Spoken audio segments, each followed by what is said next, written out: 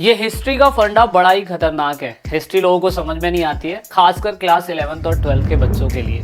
Class 11th और 12th के बच्चे जो हाल फिलहाल अभी बहुत सारी समस्याओं से जूझ रहे हैं, उन सभी समस्याओं का समाधान लेके आया ई पाठशाला चैनल। वीडियो के डिस्क्रिप्शन में लिंक दिया हुआ है जिसमें क्लास 11th और 12th के बच्चों के लिए कंप्लीट सीरीज दी गई है। इस कंप्लीट सीरीज में आपको NCERT solution with example, extra question, MCQ question chapter wise और सारे चैप्टर की एक प्लेलिस्ट हमने आपके लिए तैयार की हुई है।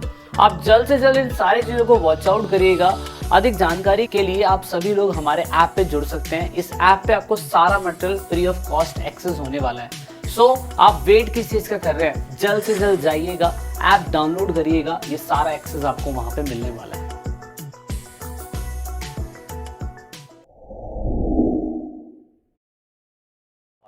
काफी बड़ा चैप्टर है और बहुत ही डिफिकल्ट चैप्टर वो सभी। तो ये पूरे चैप्टर में क्या बता रहे हैं? This chapter discuss how the textual tradition have been usually by the historian to understand the bhakti Sufi tradition. Bharat में बहुत सारे धर्म हैं, लेकिन भारत में हर धर्म के अंदर जो भक्ति का तरीका है वो भी बिल्कुल अलग अलग हमें देखने को मिलता है। तो ये चैप्टर हमें यही बताता है कि हिस्टोरियंस ने किस तरीके के इतिहास के हिस्सों को पढ़ा, हिस्ट्री को पढ़ा, हिस्ट्री के टेक्सेस को पढ़ा, और टेक्सेस को पढ़ने के बाद उन्होंने भक्ति सूफी ट्रेडिशन को समझा कि भारत में अगर हिंदू धर्म है तो उनकी भक्ति का सिस्टम अलग अलग है, भारत में अगर मुस्लिम धर्म है तो भारत में सूफी ट्रेडिशन किस वजह से और कैसे इवॉल्व हुआ, ये सब इसमें बताने की कोशिश करी गई है।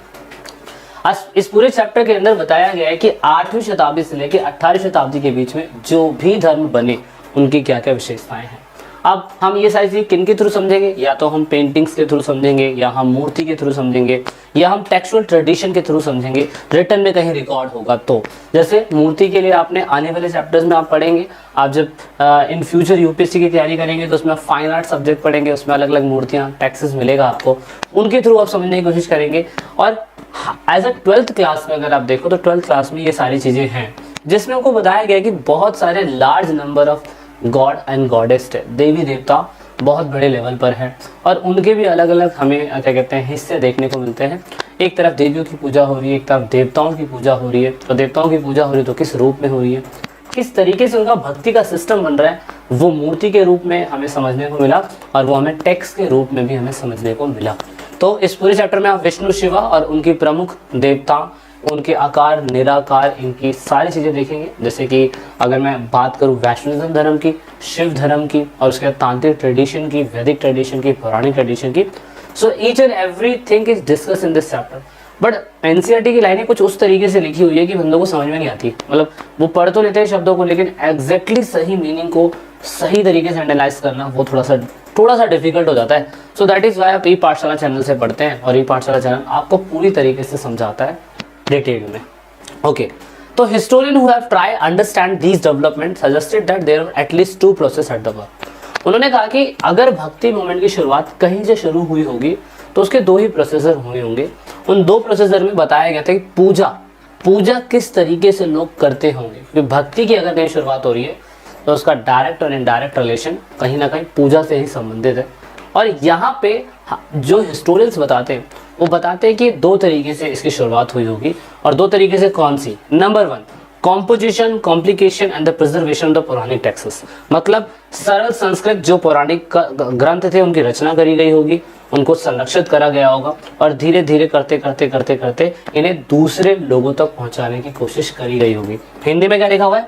यह सरल संस्कृत पद में पौराणिक ग्रंथों की रचना, संकल्पना और संरक्षण के द्वारा अनुकरणीय था। वह महिलाओं और शूद्रों के लिए बहुत सुलभ थे जिन्हें वैदिक शिक्षा से बाहर रखा जाता था। मतलब आप कह सकते हो कि वैदिक ट्रेडिशन के टाइम पीरियड में लोगों को कहीं ना कहीं शूद्रों को और महिलाओं को पूजा करने का सिस्टम नहीं था। और जैसे जैसे पौराणिक कल्चर आता चला गया तो उन्हीं टेक्सेस को थोड़ा सा और इवॉल्व करा गया, अच्छा बनाया गया। धीरे धीरे महिलाओं के पास और शूद्रों के पास भी कहीं ना कहीं पढ़ने लिखने की जो एबिलिटी थी, या पढ़ने लिखने की जो मैं कह सकता हूँ एक तरीके से परमिशन मिलनी चालू हो गई। और ब्राह्मण ने भी इन चीज़ों को धीरे धीरे, brahmans accepting and reworking the belief and the practice these and other social categories. और ब्राह्मण्स ने धीरे धीरे ही उन मान्यताओं को, उन प्रथाओं को स्वीकार करना चालू करा। और फिर दूसरी बात, दूसरे सामाजिक श्रेणी के जो लोग थे उन पे ये धाराएं लागू होने लग गई। कहने का सिंपल सा मतलब क्या है? कहने का सिंपल सा मतलब ये है कि भक्ति मूवमेंट की शुरुआत अगर शुरू हुई तो वो पौराणिक ट्रेडिशन के टाइम पीरियड पे शुरू हुई। वैदिक ट्रेडिशन के टाइम पीरियड पे वेदों को बहुत इंपॉर्टेंट माना जाता था और उस समय ब्राह्मण पंडित जो थे महिलाओं को और शूद्रों को पढ़ने की या पूजा करने के मंदिर में एंट्री करने की परमिशन नहीं देते थे। लेकिन पौराणिक कल्चर आने के बाद धीरे धीरे करके इन चीज़ों में बदलाव आना चालू हो गया। अब ये है क्या? सबसे पहले अगर आप वैदिक ट्रेडिशन की बात करें तो उस समय वर्ण सिस्टम हुआ करता था और आई डोंट थिंक दैट मुझे इसके बारे में आपको डीपली बताने की ज़रूरत है। आपने वीडियो लेक्चर सीरीज मेरा महाभारत वाला देखा होगा 3rd चैप्टर, उसमें वर्ण व्यवस्था मैंने बताया था। शूद्रों को और वुमेन्स को इसमें इंक्लूड नहीं करा जाता था, जिसमें वैदिक ट्रेडिशन उनको पढ़ने की परमिशन होती थी। अब ये है क्या, आप समझते हैं इसके बारे में। एनसीईआरटी में रॉबर्ट रेडफील्ड एक बहुत महान व्यक्ति हैं, उनके बारे में एमसीक्यू के अंदर क्वेश्चन भी आया था। उन्होंने एक चीज़ ढूंढी थी, इसे महान और लघु ट्रेडिशन कहा जाता है। लेकिन दोस्तों आपके इंग्लिश की बुक के अंदर लिटल और ग्रेट ट्रेडिशन का नाम दिया गया होगा, ठीक है, लिटल और ग्रेट ट्रेडिशन का नाम दिया गया होगा। तो यहाँ पे महान और लघु लिखा हुआ है, हिंदी में ग्रेट एंड लिटल है। रॉबर्ट रेडफील्ड करके उनका नाम है। इन्होंने बताया था कि किस तरीके से जब भक्ति मूवमेंट शुरू हुआ था तो वैदिक कल्चर के अंदर अगर महिलाओं को और शूद्रों को पूजा करने की परमिशन नहीं थी और पौराणिक ट्रेडिशन के टाइम पीरियड पे पूजा करने की परमिशन आ गई तो कहीं ना कहीं थोड़ा बहुत भेदभाव रहा होगा। लेकिन जब वैदिक ट्रेडिशन था तो लोग क्या पूजा अपने भगवान की नहीं करते होंगे? ऑफकोर्स करते होंगे, लेकिन उनका पूजा करने का या उनका भक्ति करने का ट्रेडिशन अलग होगा। और उसी ट्रेडिशन को इस व्यक्ति ने डिफाइन करा कि लिटिल ट्रेडिशन और ग्रेट ट्रेडिशन क्या होता है। तो रॉबर्ट रेडफील्ड ने क्या कहा? रॉबर्ट रेडफील्ड ने कहा महान और लघु जैसे शब्द 20वीं शताब्दी में समाजशास्त्री रॉबर्ट रेडफील्ड द्वारा एक कृषक समाज के सांस्कृतिक आचरण का वर्णन करने के लिए मुद्रित किया गया है। लेकिन थोड़ा ज़्यादा डीपली हिंदी हो गया है तो हम इतना डीपली हिंदी नहीं समझेंगे। बस आप इतना याद रखिएगा, ग्रेट ट्रेडिशन वही होता है जहाँ पे बड़े बड़े पुजारी, राजा, मंत्री अगर पूजा करते हैं तो ग्रेट महान परंपरा कहलाई जाती है यज्ञ करने की। लेकिन अगर कहीं छोटे लोग, कृषक वर्ग या सबसे निम्न वर्ग के लोग अगर पूजा करते हैं तो उसे लघु ट्रेडिशन यानी कि लिटिल ट्रेडिशन कहा जाता है। ओके, तो ये ऐसे आपने याद रखना है। ये भक्ति का मोमेंट है। अब आप कह रहे हो ये चीज़ यहाँ कैसे मिक्स हो गई?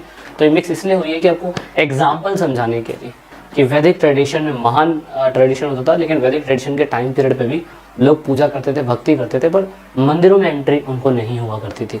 ठीक है, सो इसका एक एग्जाम्पल हम वैष्णविज्म के टाइम पीरियड में जब आगे चैप्टर बढ़ेगा तो हम यहाँ देखने की कोशिश करेंगे। तो इसका आप रहन दीजिए। अच्छा, ये चीज़ हमने बताई थी आपको। हाँ, यहाँ से एक नया ट्रेडिशन स्टार्ट होता है। जैसे कि आपने ये देखा कि इंडिया के अंदर ज़्यादातर वैदिक ट्रेडिशन में लोग वैदिक की ही पूजा करते थे। वैदिक के हिसाब से जैसे कि लोग जो देखते थे उसी को ही बिलीव करते थे। जैसे एग्जाम्पल के लिए लोग कहते थे कि अग्नि है, वायु है, उसके बाद पानी है, सूरज है, चंद्रमा है, इनकी पूजा करी जाती थी और इन्हीं के ऊपर ही हम श्लोक या यज्ञ किया करते थे। फिर जब पौराणिक ट्रेडिशन आया तो लोगों ने शिव और विष्णु को, ब्रह्मा को एक इम्पॉर्टेंट अवतार के रूप में माना। लेकिन जब तांत्रिक ट्रेडिशन आया तो लोगों ने देवियों की पूजा करनी चालू कर दी। इसलिए माता सीता की पूजा होने लगी, पार्वती की पूजा होने लगी, लक्ष्मी की पूजा होने लगी, पंपा देवी की पूजा होने लगी और अलग अलग जगहों पे इनको अलग अलग तरीके से पूजा जाता था। जैसे जगन्नाथ के अंदर सुभद्रा दिखा रखा है, सिस्टर है, क्या कहते हैं जगन्नाथ में, और ऑफकोर्स क्या कहते हैं वो बलराम की सिस्टर हैं, कृष्णा की सिस्टर है, उनको भी पूजा जाता है। तो इस तरीके से ये तांत्रिक ट्रेडिशन भी भक्ति के मोमेंट में आगे बढ़ा। तो तांत्रिक ट्रेडिशन में बता दिया मैंने आप लोगों को कि क्लासिफिकेशन सिंपल सा यही है कि अगर हम पौराणिक ट्रेडिशन की बात करें तो पौराणिक ट्रेडिशन के अंदर शूद्र लोग और क्या कहते हैं आपके मुस्लिम कह रहा हूँ महिलाएं जो थी पूजा करने लग गई थी। वैदिक ट्रेडिशन में ऐसा नहीं था। जबकि तांत्रिक ट्रेडिशन में तो देवियों की पूजा होती थी, लेकिन जो देवियों की पूजा करते थे वो लोग, उन्होंने सिंपल सा एक बात कहना चालू कर दिया कि भैया इसके अंदर कास्ट डिस्क्रिमिनेशन नहीं होगा। मतलब किसी भी कैटेगरी का व्यक्ति अगर तांत्रिक ट्रेडिशन में आना चाहता है तो वो तांत्रिक ट्रेडिशन में आ सकता है, उसको कोई कुछ नहीं कहेगा। चाहे वो किसी भी कास्ट का हो, वो मेल हो फीमेल हो, वो तांत्रिक ट्रेडिशन में देवी की पूजा कर सकता है। तो तांत्रिक ट्रेडिशन थोड़ा सा अलग था। अब इंडिया के अंदर वैदिक, पौराणिक, तांत्रिक ट्रेडिशन तो चल ही रहा था, लेकिन साथ साथ में महावीर और उसके बाद बुद्धा जैसे भगवान को भी लोग मान रहे थे और उसमें से तांत्रिक ट्रेडिशन भी आ चुका था। तो याद रखिएगा, पेपर के अंदर तांत्रिक ट्रेडिशन का एक क्वेश्चन बनता है कि क्या तांत्रिक ट्रेडिशन वेदों को मानते थे? तो तांत्रिक ट्रेडिशन वेदों को नहीं मानते थे। क्यों? क्योंकि मैंने अगेन कहा वैदिक ट्रेडिशन के टाइम पीरियड पे शूद्रों को और वुमेन्स को कहीं ना कहीं क्या कहते हैं पूजा करने की परमिशन नहीं थी और ज़्यादातर उसमें शूद्र और वुमेन्स ही थी। लेकिन यहाँ पे अगर वैदिक ट्रेडिशन की बात करी जाए तो वैदिक ट्रेडिशन के टाइम पीरियड के अंदर तो परमिशन नहीं थी, लेकिन तांत्रिक ट्रेडिशन के टाइम पीरियड पे परमिशन पूरी तरीके से आ गई। और जब परमिशन आ गई तो फिर आप नोटिस करोगे कि ये वेदों को मानेंगे ही नहीं। ये वेदों को क्यों नहीं मानेंगे? क्योंकि यही वो लोग थे जो वैदिक ट्रेडिशन के टाइम पीरियड में पूजा नहीं कर पा रहे थे। तो तांत्रिक ट्रेडिशन में कहा गया कि हम वेदों को नहीं मानते हैं क्योंकि वेद में शूद्र पूजा नहीं कर रहे थे वैदिक ट्रेडिशन में। जब तांत्रिक ट्रेडिशन के अंदर शूद्रों ने पूजा करनी चालू करी और उसमें सभी लोग पूजा कर सकते थे, कोई दिक्कत वाली बात नहीं थी। पेपर के अंदर एक क्वेश्चन जरूर आएगा, आपसे पेपर में पूछा जाएगा तांत्रिक ट्रेडिशन वैदिक ट्रेडिशन में क्या कॉन्फ्लिक्ट है, क्या डिफरेंट है। वैदिक ट्रेडिशन के अंदर महिलाएं और शूद्र पूजा कर सकते हैं, सॉरी तांत्रिक ट्रेडिशन में। वैदिक ट्रेडिशन के अंदर ज़्यादातर अपर क्लास के लोग, जैसे हमने ग्रेट ट्रेडिशन कहा है, वो पूजा करते हैं। शूद्रों को परमिशन नहीं होती, महिलाओं को परमिशन नहीं होती। या तो ये आपसे डिफरेंस पूछ लिया जाएगा और नहीं तो आप लोगों से वैदिक और पौराणिक ट्रेडिशन के बीच में डिफरेंस पूछ लिया जाएगा। वैदिक ट्रेडिशन मैंने कहा अग्नि, इंद्र, सोम इनकी पूजा करी जाती है, जबकि पौराणिक के अंदर विष्णु और शिव सबसे महान देवता माने जाते हैं। And this is the most important part of this chapter. यहाँ पे मैंने अगेन कहा कि ये पेपर के अंदर बहुत इजी तरीके से पूछा जाता है, लेकिन कॉन्सेप्ट क्लियर ना होने की वजह से बच्चा हमेशा कंफ्यूज रहता है। तो जैसा मैंने लिखा है आप इसे वैसा ही लिख लीजिएगा। और पौराणिक में पूजा होती है, वहाँ पे यज्ञ होते हैं, चैंटिंग होती है, वहाँ यज्ञ होते हैं। यहाँ पे वही भेदभाव, यहाँ कोई भेदभाव नहीं। तो ऐसा कोई सिस्टम है, ठीक है, इतना आपने याद रखना है। अर्ली ट्रेडिशन ऑफ द भक्ति, शुरुआती समय में अगर सारी भक्ति की बात करें, चाहे वैदिक की बात करें, चाहे तांत्रिक की बात करें, चाहे पौराणिक की बात करें, इन सबको दो कैटेगरी में बांटा जाता है। एक है सहगुणा भक्ति। सहगुणा भक्ति के अंदर लोग पूजा तो करते हैं, लेकिन ज्यादातर पूजा मूर्ति के रूप में होती है। जैसे तांत्रिक है, अगर देवी की पूजा करें तो भी मूर्ति के रूप में कर रहे हैं, और वैदिक ट्रेडिशन के अंदर अगर मूर्ति के रूप में पूजा करी जा रही है तो भी क्या कहते हैं, आपको ऐसी भक्ति को आप सहगुणा भक्ति बोलते हैं। सहगुण भक्ति जहाँ पर मूर्ति होती है। दूसरी भक्ति होती है आपकी निर्गुण भक्ति, जहाँ पे लोग पूजा तो करते हैं लेकिन मूर्ति की पूजा नहीं करते हैं, तो उसे निर्गुण भक्ति कहते हैं। तो मैं आपको एक क्वेश्चन देके जा रहा हूँ यहाँ पे, आपने मुझे बताना है कि जो कबीर थे, कबीर साहब हमारे कबीर, वो बताइए कि वो निर्गुण भक्ति को फॉलो करते थे या सहगुण भक्ति को फॉलो करते थे। ये चीज आप लोग, आइए अब आगे बात करते हैं हम लोग अलवार एंड नेनार्स के बारे में, जो तमिलनाडु से बेस्ड है। अब आपको ये समझ में आएगा कि किस तरीके से हम कैसे साउथ से शुरू करेंगे, नॉर्थ की साइड में जाएंगे, और भारत के अंदर दूसरे धर्म भी जिस तरीके से आए थे उनमें किस तरीके से ट्रेडिशन चेंज हुआ था, वो भी हम समझेंगे। देखो, कभी भी अगर हम भक्ति मूवमेंट की शुरुआत करते हैं ना, तो जो समाज का हिस्सा दबा हुआ है ना, और वो इवॉल्व हो रहा है या आगे बढ़ने की कोशिश कर रहा है, ज़्यादातर उसके बारे में ही हम स्टडी करते हैं। क्योंकि कारण ही यही है कि अगर जो समाज के समृद्ध वर्ग हैं, अच्छे वर्ग हैं, जिनके ऊपर किसी प्रकार का शोषण ही नहीं हुआ है, तो उनके बारे में वैसे भी क्या कहते हैं, इतिहास आपको नहीं बताएगा। अब क्योंकि हम भक्ति ट्रेडिशन और सूफी ट्रेडिशन की बात कर रहे हैं, तो ट्रेडिशन एक तरीके से परंपरा है और यहाँ पे भक्ति की बात हो रही है। तो हमने वैदिक ट्रेडिशन में पता लगाया था कि किस तरीके से महिलाओं को और शूद्रों को पढ़ने की परमिशन नहीं थी, और ना ही यज्ञ करने की परमिशन थी, और ना ही देवी देवताओं को पूजने की परमिशन थी। पौराणिक के अंदर थोड़ा सा चेंज हुआ और ब्राह्मण ने इन चीज़ों को एक्सेप्ट करना चालू करा। वैदिक ट्रेडिशन के साथ साथ तांत्रिक ट्रेडिशन बिल्कुल ही उसको अपोजिट था। तांत्रिक ट्रेडिशन में लोग देवियों की पूजा करते थे और वो लोग वेदों को नकार दिया करते थे। तो ऐसे ही भक्ति मूवमेंट की शुरुआत हुई पौराणिक कल्चर के टाइम पीरियड में साउथ के अंदर, जहाँ पर लोगों ने ये देखा कि समाज के कुछ लोग जो धर्म को या कल्चर को डोमिनेट करते थे और कहते थे कि मंदिरों के अंदर या भगवान को पूजा करने की परमिशन आप लोगों की नहीं है। पर साउथ में इन लोगों ने ऐसा मूवमेंट शुरू करा कि ज़्यादातर जो निचली क्लास के लोग थे, लोअर क्लास के लोग थे, वो इन लोगों के साथ जुड़ना चालू हो गए। तो वो है none another then Alvars and नेनार्स। दोस्तों, ये कोई नाम नहीं है, ये किसी व्यक्ति का नाम नहीं है, ये है ग्रुप ऑफ पीपल्स का नाम। अलवार वो लोग हुआ करते थे जो विष्णु की पूजा करते थे, विष्णु के अवतारों की पूजा करते थे, और ज़्यादातर ये पूरी तरीके से विष्णु की ही डिवोटी अपने आप को मानते थे।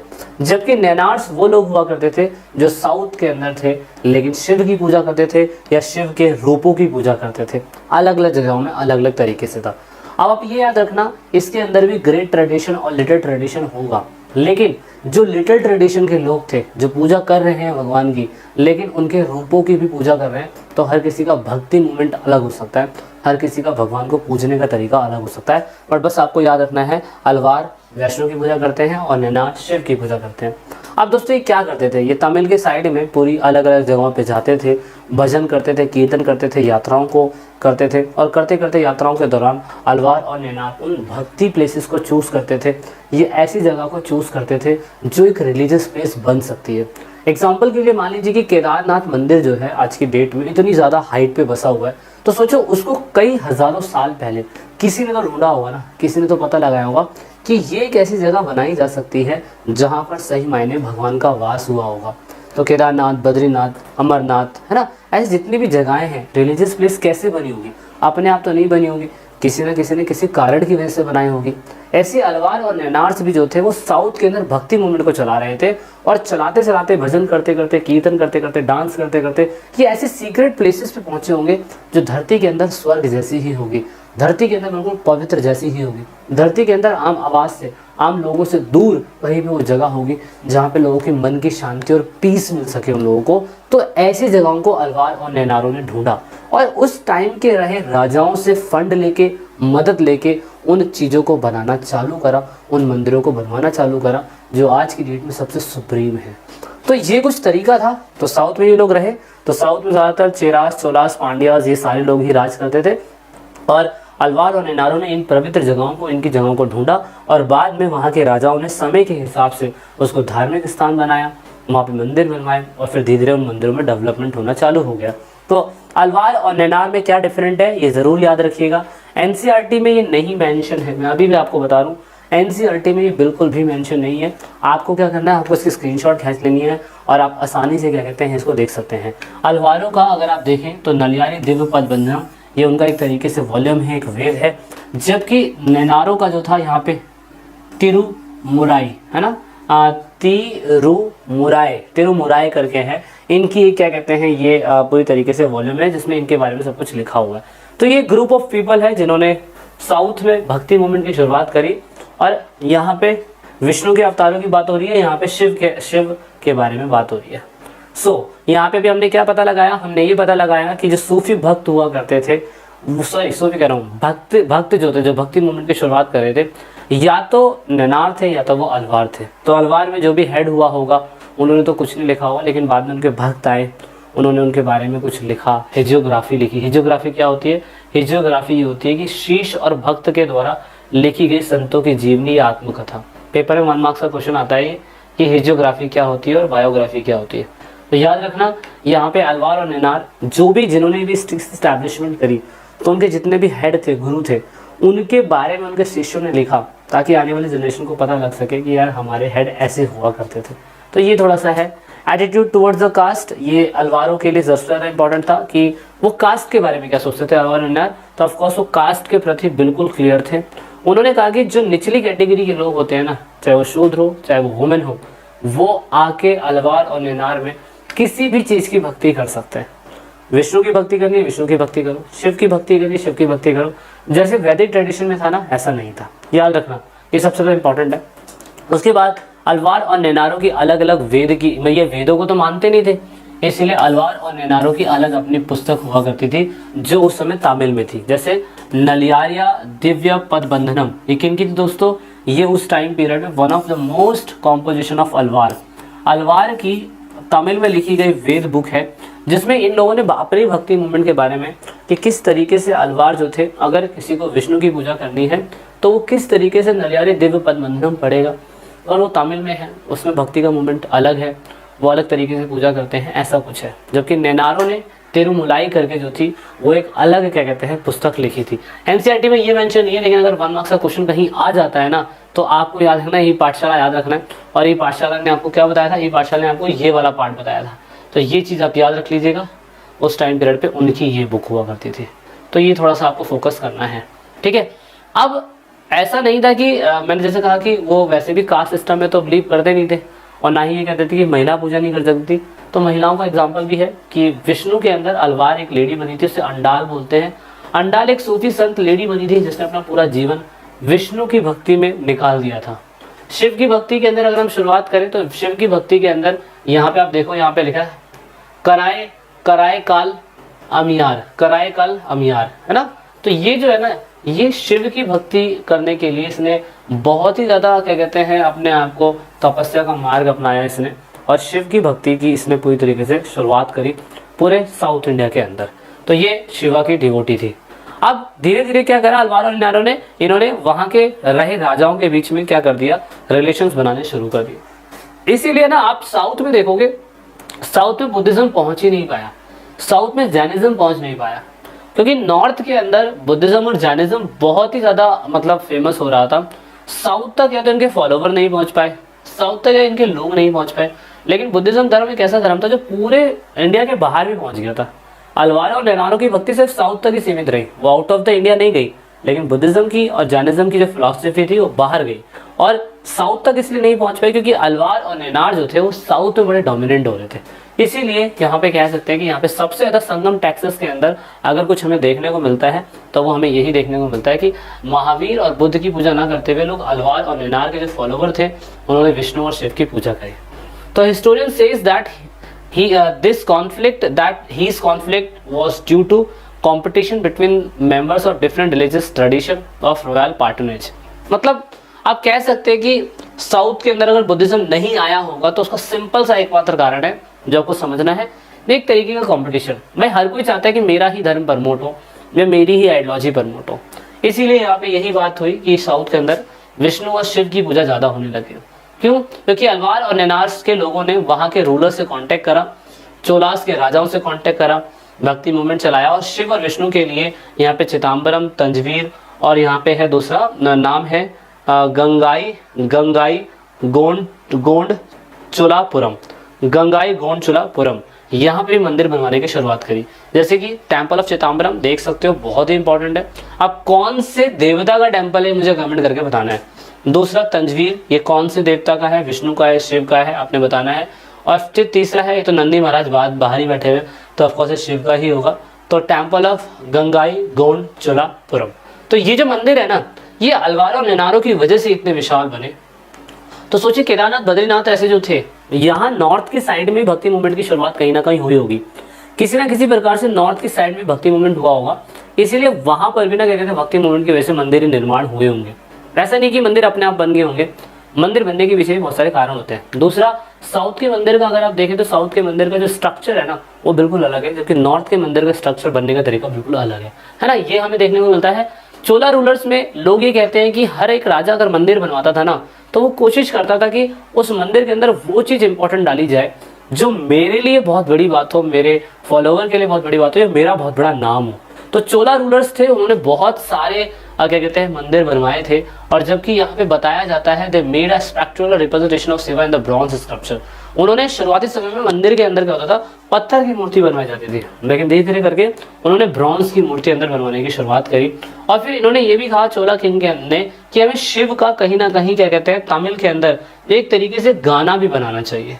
जैसे इन लोगों ने क्या कहा, जैसे इन लोगों ने तेरा वरम कहा, इन लोगों ने तेरा वरम। चोला राजाओं ने शाही संरक्षण के तहत तमिल शैव भजन का गान शुरू किया। उन्होंने एक पार्ट तेरा वरम में इकट्ठा करने और व्यवस्थित करने की पहल करी। तो बहुत इंपॉर्टेंट बात है ये। और दूसरी बात, इंस्क्रिप्शंस पे एविडेंस, मतलब जो भी मंदिर बनाया जाता था उन पे ये लोग तमिल भाषा के अंदर लिख दिया करते थे। जैसे चोला रूलर थे पराकांत प्रथम, उन्होंने ये सजेशन दिया कि हमें जो क्या कहते हैं अलवार और नेनार्स जो बहुत इंपॉर्टेंट बंदे भी हुआ करते थे ना शिव के संग, उनकी भी मूर्तियां बनवानी चाहिए। तो अगर आप नोटिस करें कि साउथ के मंदिर के अगर आप बाहर जाए ना तो साउथ के मंदिर के बाहर ये छज्जे पे या कहीं साइड में आपको जो अलवार और नेनार के उन मंदिरों को बनाने वाले व्यक्ति हुआ करते थे या इंस्पायर करने वाले व्यक्ति हुआ करते थे, उनकी भी मूर्तियां बनवाई जाती थी। जैसे यहाँ पे अपार और यहाँ पे सुंदार जो भी नाम यहाँ पे दिया हुआ एनसीईआरटी के अंदर, वो यहाँ पे बनाने की कोशिश करी गई है। अब क्योंकि मैंने कहा कि अलवार और नेनार्स बहुत इंपॉर्टेंट है, साउथ के अंदर एक और है भक्ति मूवमेंट, वो कर्नाटका के अंदर थी, वो थे वीर शैव 12th सेंचुरी के अंदर एक अलग सेक्ट बना। ये इंपॉर्टेंट क्यों है? क्योंकि बासवाना जो करके व्यक्ति था 1106 से लेकर 68 के बीच में, इस व्यक्ति ने ही अपने आप को वीर शैव बोला, लिंग्यात बोला। वीर शैव शिव के हीरो बोलते हैं, लिंग्यात वो लोग होते हैं जो लिंग पहना करते हैं। जैसे आप लोग अपने हाथों के अंदर बाजूबंद पहना करते हैं, ऐसे ये एक लॉकेट के रूप में अपने पास शिवलिंग छोटा सा रखते हैं और उसको वेयर करके रखते हैं। तो इसे हम लिंग्यात कम्युनिटी बोलते हैं। कर्नाटका के लिंग्यात कम्युनिटी थे, इनका बिलीव ये था कि शिव की पूजा शिव के आकार के रूप में नहीं, अर्धनारीश्वर के रूप में नहीं, शिवलिंग के रूप में होनी चाहिए इनके हिसाब से। तो इसीलिए इन्होंने क्या करा, देखो आप लोगों ने शिव की पूजा अलग अलग तरीके से देखी होगी, आपने शिव की पूरी तस्वीर के रूप में देखी होगी, अर्धनारीश्वर के रूप में देखी होगी, दूसरे और जो रुद्र अवतार है उनके रूप में देखी होगी। लेकिन शिवलिंग के रूप में अगर आप पूजा करते हैं ना तो उसकी देन लिंग्यात कम्युनिटी की है। उन्होंने कहा कि आप शिवलिंग की पूजा करेंगे तो इट मीन्स दैट आप वीर शैव कहलाएंगे। शिवलिंग की पूजा वहां से शुरू हुई साउथ से, और आज इंडिया के कई हिस्सों के अंदर शिवलिंग की पूजा ही करी जाती है। शिवलिंग का मीन्स शिवलिंग है यहाँ पे एक तरीके से ऐसा डिवाइन क्या कहते हैं शक्ति दिखाने की कोशिश करी गई है जिसने पूरे ब्रह्मांड को बनाया होगा। तो इस तरीके से अलग अलग लोगों की आइडियोलॉजी है। लिंगायत आज की डेट में एक इंपॉर्टेंट कम्युनिटी है। ये शिवलिंग की पूजा शिव की पूजा लिंगा के रूप में करती है और ऑफकोर्स ये अपने हाथ में सिल्वर का या नॉर्मल सा क्या कहते हैं कुछ पहन के रखती है। शिवलिंग के जो भी क्या कहते हैं फॉलोवर हैं जो कहते हैं कि लिंगायत कम्युनिटी के हम लोग हैं और यही चीज़ वो साउथ में प्रमोट करने की कोशिश कर रहे थे। तो ऐसे लोगों को एक छोटा सा ऑफिसर नाम दिया था, उसे जंगमा कहा जाता है ना। जंगमा व्यक्ति हुआ करते थे जो लोगों के पास जाते थे, समझाते थे और एक तरीके के मंक ही हुआ करते थे। ये समझाते थे और बताते थे कि अगर हमें पूजा करनी चाहिए तो हमें शिवलिंग के रूप में पूजा करनी चाहिए। दूसरी बात सबसे इम्पोर्टेंट, ये शिवा को पूरी दुनिया से बोलते थे कि अगर एक बार कोई व्यक्ति मर जाता है तो मरने के बाद तो डायरेक्टली शिवा से यूनाइट हो जाता है, मिल जाता है। तो ऐसी कंडीशन में ये लोग कभी भी अपने लोगों को जलाते नहीं थे या अपने लोगों को दफना दिया करते थे, जबकि हिंदू धर्म के अंदर ये प्रैक्टिस नहीं है। हिंदू धर्म में लोगों को जलाया जाता है, दफनाया नहीं जाता। लेकिन जो लोग अपने आप को लिंगायत मानते हैं, वीर शैव मानते हैं, आज भी कर्नाटका के अंदर अगर आप देखें तो इन लोगों को दफनाया जाता है, जलाया नहीं जाता है। तो ये बहुत ही ज़्यादा इंपॉर्टेंट चीज़ है। कास्ट सिस्टम के प्रति लिंगायत लोगों का भी यही सिस्टम था कि जो ब्राह्मण करते थे वो बिल्कुल गलत है, वो बिल्कुल गलत है। ब्राह्मण ने वैदिक कल्चर के ट्रेडिशन में करा कि पूजा करने के लिए शूद्र नहीं कर सकते हैं और ना ही महिलाएं कर सकती हैं, जबकि लिंगायत कम्युनिटी के अंदर कोई भी आ सकता है। छोटी कास्ट का भी आ सकता है, बड़ी कास्ट का भी आ सकता है, मेल भी आ सकता है, फीमेल भी आ सकता है। इवन इन्होंने कहा कि रीबर्थ होता है, जैसे कि जैन बोलता है कि रीबर्थ की थ्योरी होती है, लेकिन इन्होंने कहा ऐसा कुछ नहीं है। मरने के बाद बंदा डायरेक्टली भगवान से मिल जाता है, कोई रीबर्थ नहीं है। और तीसरा इन्होंने बताया कि कहीं ना कहीं रीमैरिज होनी चाहिए। इन्होंने कहा क्या कहते हैं the Lingayat also practice certain approval that the rejected Dharmasutra by the post poverty marriage and the remarriage the widows. इसमें बताया गया कि भाई जो क्या कहते हैं शादी के बाद अगर हस्बैंड मर जाता है तो रीमैरिज नहीं होनी चाहिए, धर्मशुद्ध धर्मशास्त्र कहता है। जबकि ये लोग लिंगायत कम्युनिटी के लोग, वीरशैव कम्युनिटी के लोग बोलते हैं होना चाहिए, कर सकता है कोई बंदा। तो ये देख रहे हो कितना डिफरेंस है इनके बीच में। तो ये थोड़ा सा इंपॉर्टेंट है। इन लोगों ने अपनी खुद की क्या कहते हैं बुक लिखी है, तो कन्नड़ भाषा में लिखी है, कर्नाटका से बिलोंग करते हैं, तो इसीलिए कन्नड़ में आपको इनका क्या कहते हैं जो वेद है वो देखने को मिलेगा। ये सबसे ज़्यादा इंपॉर्टेंट था। अब हम बात करने ये जा रहे हैं कि इंडिया के अंदर जिस तरीके से हिंदू धर्म था और उसके अंदर पूजा करने का, भक्ति करने का तरीका अलग था, तो उस तरीके से भारत में सूफी धर्म जो था, सूफी ट्रेडिशन, सॉरी धर्म की बात नहीं हो रही, धर्म तो मुस्लिम धर्म है, लेकिन सूफी ट्रेडिशन किस तरीके से इवॉल्व हुआ, सूफी ट्रेडिशन किस तरीके से बढ़ा और उसने किस तरीके से क्या रूप लिया, भारत में एक नया भक्ति का वेरिएशन बना, वो हम समझने की कोशिश करते हैं। चलिए सबसे पहले तो आप ये देखते हैं कि भारत के अंदर सिंध एक ऐसी प्लेस थी पाकिस्तान के आसपास की जिसमें सबसे पहले 1711 के अंदर मोहम्मद बिन कासिम ने अटैक करा। तो पहला गवर्नर था ये सिंध का, जो ऑफ कोर्स उस टाइम पीरियड पे बिलोंग करता था उमियाद कम्युनिटी से, और उस टाइम पीरियड पे क्या कहते हैं ये पूरी तरीके से पाकिस्तान के आसपास के हिस्सों में इसको दफनाया गया था और ये वहाँ का बहुत बड़ा योद्धा माना जाता था। अब जब ये यहाँ पे आया, अटैक करा, इसने यहाँ पे शासन करना चालू करा, तो इस तरीके से धीरे धीरे भारत के आसपास के हिस्सों में तुर्क और अफगानियों का एस्टैब्लिशमेंट होना चालू हो गया और धीरे धीरे दिल्ली सल्तनत के अंदर सैयद वंश, खिलजी वंश, तुगलक वंश, सादिया वंश, लोधी वंश, और उसके बाद तो पूरे भारत के अंदर मुगल डायनेस्टी, अकबर, बाबर, हुमायूं, औरंगजेब, शाहजहां, जहांगीर, ये सारे लोग भारत के अंदर आ गए और इन सभी लोगों ने आप देख सकते हो लास्ट यहाँ तक शाह आलम सेकंड तक अगर आप देखो तो भारत के अंदर राज किया था। तो अगर भारत के अंदर राज करा तो आप ये नोटिस करेंगे कि 711 से लेके लास्ट 1760 तक लगभग 1000 साल का टाइम पीरियड, लगभग 1000 साल का टाइम पीरियड, जिसमें ज़्यादातर मुस्लिम लोग ही भारत के अंदर राज करते थे और वो अफगान से या तुर्क से आए हुए लोग थे जो भारत में राज कर रहे थे। और इस तरीके से इन सारे मुस्लिम कम्युनिटी को चलाता है इस्लामिक लॉ, और इस्लामिक लॉ जो है वो गाइडेड करा जाता है उलमा कम्युनिटी के द्वारा। तो उलमा कम्युनिटी ये कहती है कि पूरे वर्ल्ड में अगर कहीं पर भी इस्लामिक लोग हैं तो इस्लामिक लॉ को माने, और इस्लामिक लॉ को जो कम्युनिटी चलाती है उसे हम उलमा कहते हैं।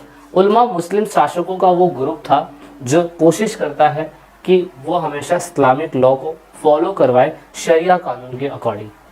अब शरिया लोग कौन होते हैं? शरिया वो लोग हुआ करते हैं, आप देख सकते हैं उलामा लिखा हुआ है। उलामा इस्लाम के धर्म के ज्ञाता थे। इस प्रॉपर्टी के संरक्षण होने के नाते वे धार्मिक कानून और अध्ययन के संबंधित जिम्मेदारी निभाते थे। ये शरिया कानून एक ऐसा कानून है जो कुरान शरीफ और हसीद पर आधारित है। हसीद का अर्थ है पैगंबर मोहम्मद से जुड़ी हुई परंपराएं, जिसके अंतर्गत उनके स्मृत शब्द और क्रियाकलाप भी आते हैं। तो याद रखना आप लोगों को ये अच्छी तरीके से, ये क्या है दोस्तों, शरिया कानून मुस्लिमों के द्वारा चलाया गया वो दिशा निर्देश है जो सभी को मानना है, उसे इस्लामिक लॉ कहा जाता है। और यहाँ पे जो उलामा कम्युनिटी है वो इसे फॉलो करवाने की कोशिश करती है। भारत के अंदर इस्लामिक बहुत तेजी से फैल रहा था। 711 से लेकर 1760 तक का टाइम पीरियड, ये एक ऐसी सिचुएशन थी कि इंडिया के अंदर धीरे धीरे धीरे धीरे जो भारत का सब कॉन्टिनेंट था उसमें हिंदू लोग तो थे, हिंदू भक्ति तो थी, लेकिन साथ साथ में अब इस्लामिक ट्रेडिशन भी आना चालू हो गया और यहाँ पर एक नया भक्ति मूवमेंट शुरू हो गया। कन्वर्ट करवाया गया हिंदू लोगों को मुस्लिम्स में और एक सिस्टम बनाया गया जिमी कॉन्स्टिट्यूशन। जिमी एक सिस्टम बनाया गया जिसमें कहा गया कि जो भारत के अंदर मुस्लिम लोग हैं उन्हें किसी प्रकार का टैक्स देने की ज़रूरत नहीं है, वो अपने धर्म को मान सकते हैं, अपने रिचुअल्स को मान सकते हैं, अपनी तरीके से अपने भगवान की पूजा कर सकते हैं। लेकिन वही जो मुस्लिम्स लोग थे उनके अंडर में जूइश, क्रिश्चियंस और हिंदू आ गए थे और उनके ऊपर जजिया टैक्स जो था वो इम्पोज कर दिया गया था। और ये कहा गया था कि अगर आपको अपना ट्रेडिशन, अपना लॉ, अपनी भक्ति शुरुआत रखनी है, जारी रखनी है, तो आपको हमें टैक्स देने की ज़रूरत है। इस तरीके से मैं कह सकता हूँ कि धीरे धीरे करके जो मुस्लिम्स का डोमिनेंस था इंडिया के अंदर वो बढ़ता चला गया, उनके कल्चर का डोमिनेंस बढ़ता चला गया और धीरे धीरे हिंदू के कल्चर, हिंदू का ट्रेडिशन, हिंदू की भक्ति मूवमेंट वो कम होने लग गई। ठीक है, तो इसलिए आमतौर पर कह सकते हैं कि कुछ कुछ अच्छे रूलर्स भी थे, जैसे कि क्या कहते हैं, एक बार की बात है, बादशाह जो था अकबर, उसने क्या कहते हैं खम्बत, एक गुजरात है, उसने एक पादरी को चर्च बनाने की परमिशन दी थी। तो ये बहुत बड़ी बात है उस टाइम पीरियड पे। दूसरा एक औरंगजेब है, उसने योगी को पैसे दिए थे, गुरु आनंद नाथ, उसने 25 रुपये दिए थे ताकि क्या कहते हैं वो अपने क्या कहते हैं देवता के लिए या अपने गुरु के लिए एक तरीके से मंदिर बनवा सके। तो ये एक अच्छी चीज़ है जो कहीं ना कहीं रैंडमली मिल जाती है, छोटी मोटी, लेकिन आप ये देख सकते हैं कि इससे कोई फर्क नहीं पड़ता। सिर्फ ये राजा लोग अपनी छवि अच्छी घराने के लिहाजा कर रहे हैं, लेकिन सही मायने में तो ये भी चाहते हैं कि मुस्लिम धर्म ही प्रमोट हो। अब जब धर्म बहुत तेजी से बहुत बड़ी मात्रा में बढ़ना चालू हो गया ना, तो इसी धर्म के अंदर एक नया धार्मिक ट्रेडिशन इवॉल्व हुआ, उसे सूफी ट्रेडिशन कहा गया। और सूफी ट्रेडिशन अगर आप देखें तो इस्लाम एक अलग चीज़ है और भक्ति सूफी एक अलग चीज़ है। इस्लामिक धर्म के अकॉर्डिंग पैगंबर मोहम्मद के द्वारा कही गई सारी बातें जो कुरान शरीफ में और हदीस में लिखी हुई है, लेकिन साथ साथ में अगर आप देखें तो उनके कुछ प्रिंसिपल्स भी हैं जो सभी को फॉलो करने पड़ते हैं। जैसे 5 पिलर है, 5 पिलर में उन्होंने कहा कि हमें डेली सलात यानी कि प्रेयर करने की ज़रूरत है, हमें क्या कहते हैं मोरल प्रिंसिपल अपनाने चाहिए, जैसे किसी की चोरी नहीं करनी है, सभी धर्मों को समान समझना है, और उसके बाद खैरात बांटने की ज़रूरत है, 5 वक्त का नमाज पढ़िए, हज की यात्रा ज़रूर करिए, किसी से झूठ ना बोलिए। तो ये पिलर है और ये चीज़ सभी इस्लामिक लॉ के अकॉर्डिंग चलते थे। लेकिन धीरे धीरे इन इस्लामिक लॉ के अंदर भी कैटेगरी बट गई। अबू बकर के फॉलोवर को सुन्नी कहा जाने लग गया और अली के फॉलोवर को शिया कहा जाने लग गया। याद रखना आज की डेट में भी मुसलमानों के अंदर भी इस्लामिक लॉ सबसे इंपॉर्टेंट है, लेकिन जैसे हमारे इंडिया के अंदर कोई शिव की पूजा करता है, कोई गणेश की पूजा करता है, कोई विष्णु की पूजा करता है, कोई हनुमान की पूजा करता है, कोई किसी की देवी की पूजा करता है, पर पूजा तो सारे कर रहे हैं। ऐसे इस्लामिक के अंदर भी सेम ऐसा ही होता है कि कोई सुन्नी का फॉलोवर है, कोई शिया का फॉलोवर है, कोई कुरान शरीफ को मानता है, कोई हदीस को मानता है, कोई किसी हनीफ को मानता है। ऐसे ऐसे अलग अलग यहाँ पे देवता हमें देखने को मिलते हैं। तो सुन्नी, शिया और ख्वाजन करके भी अलग अलग कैटेगरी के लोग हैं। तो सुन्नी के अंदर भी आप देख सकते हैं यहाँ पे हनीफ है, हनीब अली है ना, बहुत सारे मतलब इसमें अलग अलग हिस्से दे रखे हैं। तो इतना हमें डीपली समझने की ज़रूरत नहीं है। अच्छा, दूसरा फिर हमने इस्लामी के अंदर ये भी देखने की कोशिश करी थी कि यहाँ पे इनके अलग अलग मेथड ऑफ कम्युनिकेशन के अलग अलग तरीके हैं। भारत के अंदर एंशिएंट अरब जो थे, जो आए थे भारत में, वो किस कम्युनिटी से बिलोंग करते थे। ये वाला पार्ट थोड़ा सा कॉम्प्लिकेटेड है, तो मैं ये आज को थोड़ा सा हटाता हूँ, क्योंकि हमें सिर्फ मेन टॉपिक पढ़ने की ज़रूरत है। हमें इतना समझना है कि अगर क्या कहते हैं जो भी इस्लामिक धर्म के लोग थे जब भारत के अंदर आए थे, तो भाई मंदिर तो पहले से बने बड़े थे। मंदिरों के अंदर इनको अपनी खुद की छवि बनानी थी। इस्लामिक लॉ जब था, इस्लामिक सिस्टम बन रहा था, तो कोशिश यही करी जाएगी कि ये लोग अपने भी स्ट्रक्चर्स को अलग तरीके से बनाएं। तो जहाँ जहाँ पे भी ये लोग रहते थे, इन्होंने अपने अपने तरीके से अलग अलग चीज़ों को बनाया।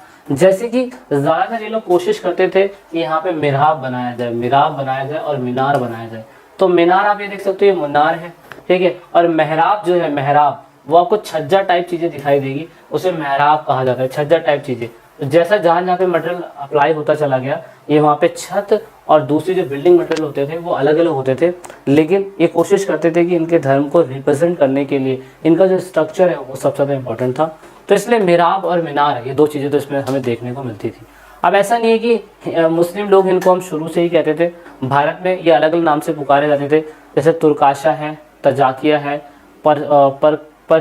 परशिका है, उसके बाद यहाँ पे शाक और यमन है, मलेच है, इनको हम अलग अलग नाम से भारत में पुकारा करते हैं। ओके, सो ये था पूरी तरीके से थोड़ा सा इंट्रोडक्शन पार्ट जो इस्लामिक धर्म से रिलेटेड था।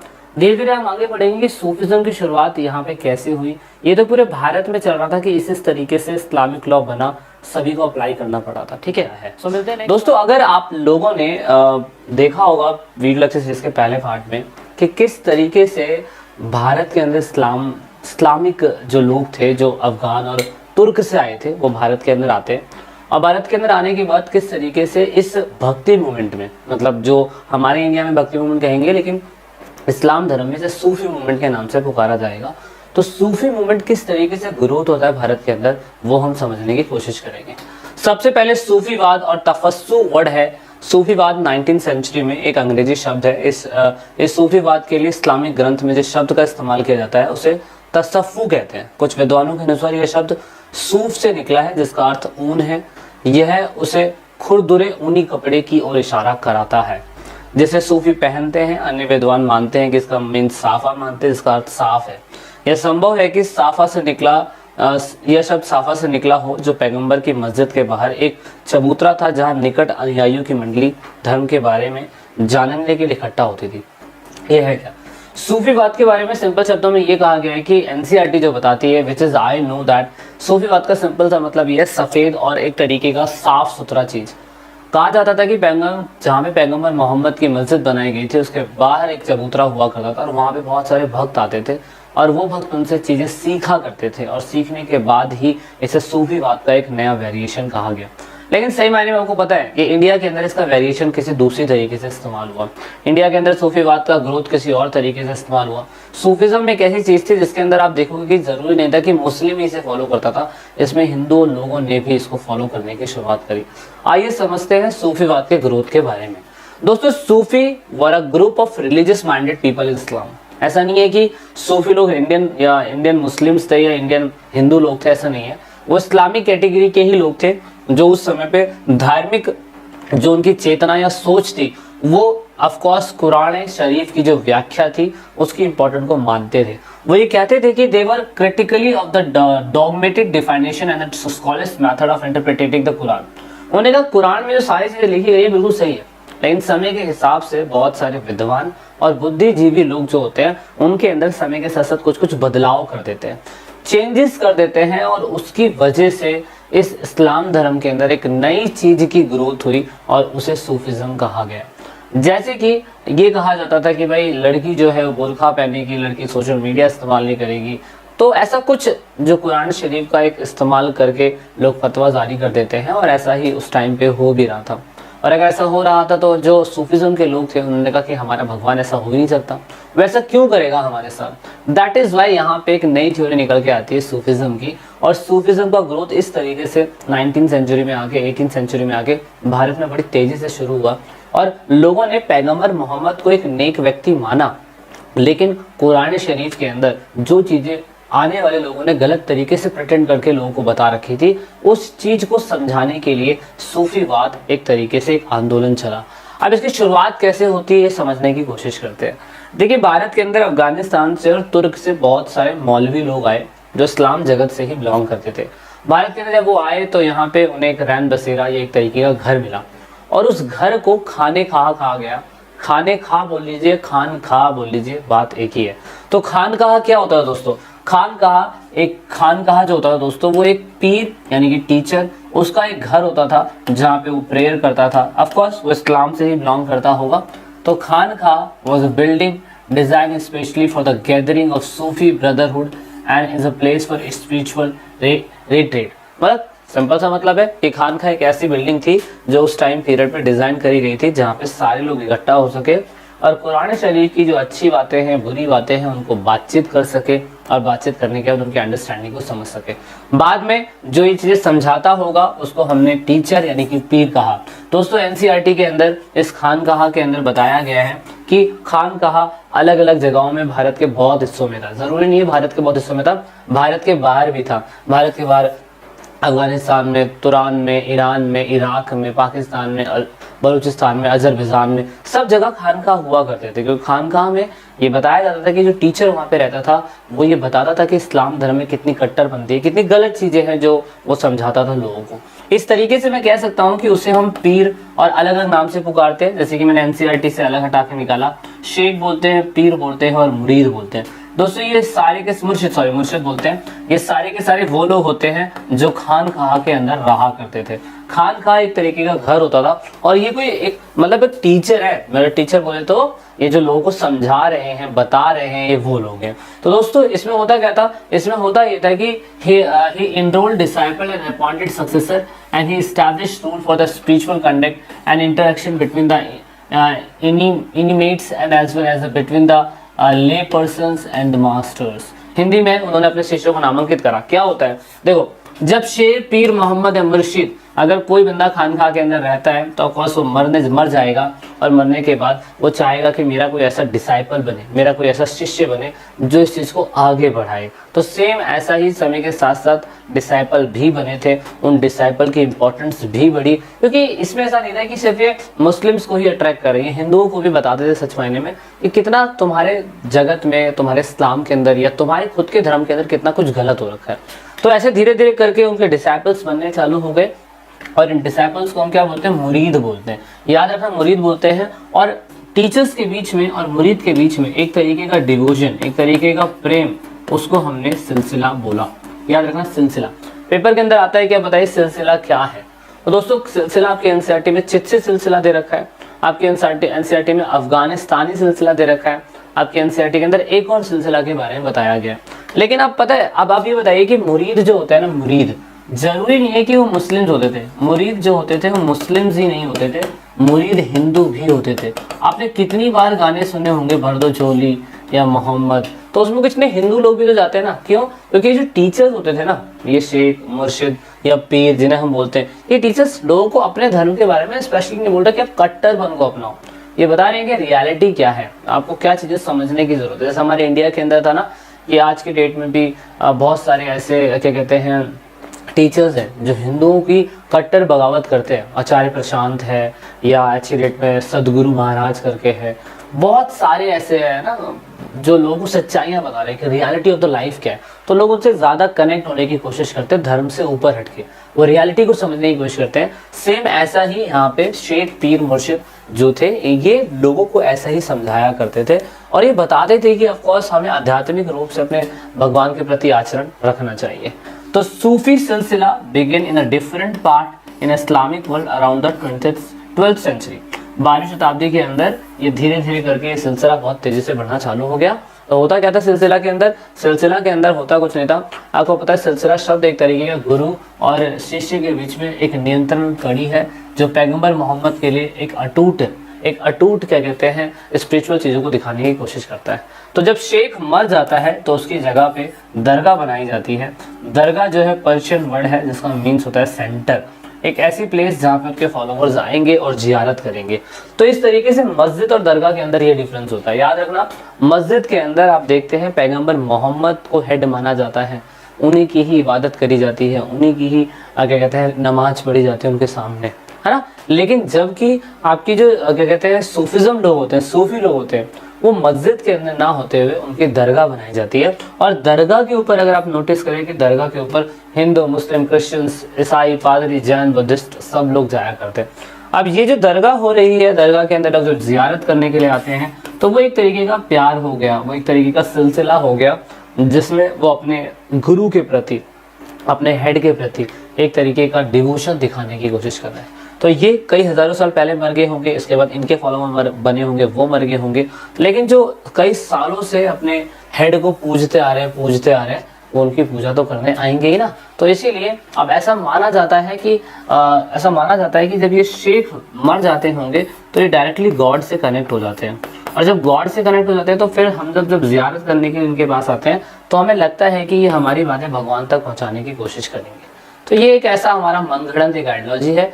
दैट इज वाई अगर आप नोटिस करें हमारे एनसीईआरटी के अंदर कादिर सिलसिला जो शेख अब्दुल कादिर जिलानी के नाम पर पड़ा है और उनका जन्म स्थान कादिर है इसीलिए। दूसरा चित्सी नाम का एक अफगानिस्तान में चित्सी शहर है तो इसलिए चित्सी सिलसिला भी हमारी एनसीईआरटी के अंदर दिया हुआ है।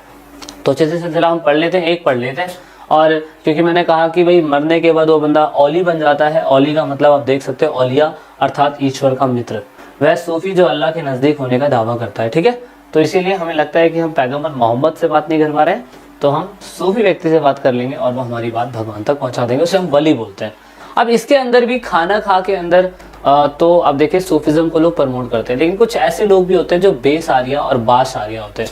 सूफी who left the khanqah and took the mendicity and observation celibacy an extreme form of asceticism and were called the Besaria, or they were known by the different name Kalandar, Madaris, Malang, Haidars, etc. The Sufi who lived in Khanka by following normal Sharia practice were called the Basaria.